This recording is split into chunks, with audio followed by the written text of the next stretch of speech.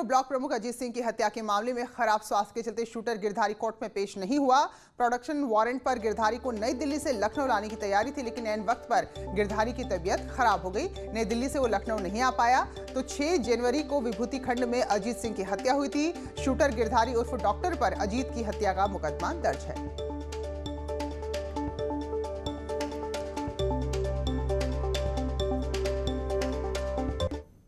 विधान परिषद में आज नवनिर्वाचित बीजेपी एमएलसी का शपथ ग्रहण हुआ। AK शर्मा, दिनेश शर्मा, स्वतंत्र देव समेत बीजेपी के 9 एमएलसी ने शपथ ग्रहण की। हालांकि समाजवादी पार्टी के एमएलसी राजेंद्र चौधरी व्यक्तिगत वजह से आज शपथ ग्रहण समारोह में शामिल नहीं हो पाए, तो विधान परिषद के सभापति और एसपी एमएलसी अहमद सहन पहले शपथ ले चुके हैं। देखिए, संवैधानिक व्यवस्थाएं होती हैं कि व्यक्ति जब निर्वाचित होता है तो ईश्वर के समक्ष उसे विधि और विधान का पालन करने की शपथ लेनी होती है। आज माननीय सभापति जी ने यहाँ पर शपथ ग्रहण कराया है। हम सभी लोगों ने, जो भारतीय जनता पार्टी के सदस्य थे, उन्होंने शपथ लिया है। बीएचयू में एसबीए के छात्र धरने पर बैठ गए हैं। वीसी ऑफिस के बाहर छात्र अपनी मांग मनवाने के लिए नारेबाजी कर रहे हैं। इनका कहना है कि कोरोना काल से ही यूनिवर्सिटी बंद है, क्लासेस नहीं चल रही, जिससे उनकी पढ़ाई का खासा नुकसान हुआ है और हॉस्टल में जो फैसिलिटी मिलती थी उसे भी अब विश्वविद्यालय प्रशासन ने बंद कर दिया है। तो ऑनलाइन क्लासेस हो तो रही है, लेकिन उनके किसी काम की नहीं है, इसलिए अब कैंपस में क्लासेस शुरू होनी चाहिए।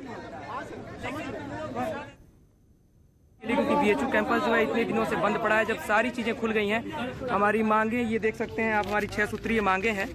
ये मांग वीसी साहब के सामने रखा जा रहा है, आप देख सकते हैं कैमरे के सामने।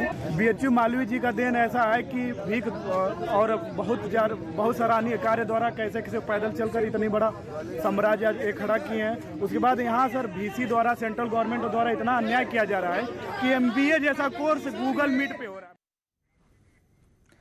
उप मुख्यमंत्री केशव प्रसाद मौर्य ने लोक निर्माण मुख्यालय में समस्याओं को लेकर लखनऊ तक दौड़ने वाले फरियादियों की भागदौड़ को खत्म करने के लिए पोर्टल और ऐप लॉन्च किया।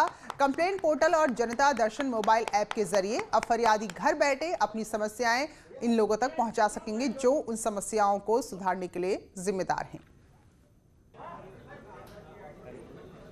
जनता दर्शन मोबाइल ऐप आज इसकी लॉन्चिंग का कार्यक्रम है और जल्द ही इसके माध्यम से हम जनता दर्शन का कार्यक्रम शुरू करने का मैं प्रयास करूंगा कि सोमवार को जो जनता दर्शन का दिन होता है उस दिन जनता दर्शन कार्यक्रम के साथ साथ मोबाइल ऐप के माध्यम से जनता दर्शन जो नहीं आ सकते और उनकी समस्या है वो बताना चाहते हैं और हम उनकी समस्या सुनकर के सरकार के माध्यम से समाधान कर सकते हैं, उसका समाधान करें। जी। और यूपी के माननीयों को हाईटेक बनाने की कवायद शुरू हो चुकी है। इसके लिए उन्हें आईपैड खरीदना होगा।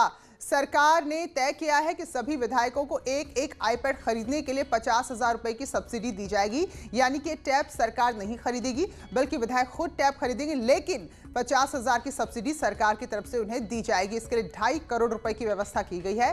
तो यूपी विधानसभा को हाईटेक और डिजिटल करने के लिए सरकार की पहल है। तो लोगों को ज्यादा से ज्यादा डिजिटली एजुकेट किया जाए, इसके लिए अब उन्हें आईपैड खरीदने होंगे। विधायकों को भी जब लैपटॉप मिल जाएगा तो उनको भी सहूलियत मिलेगी, उनको भी जो बजट है या अन्य चीज़ें जो योजनाएं होती हैं उसका लाभ सीधा का सीधा उनको आईपैड के ऊपर उनको मिल जाएगा ईमेल के माध्यम से। एक छोटा सा ब्रेक, लौटते हैं जल्दी।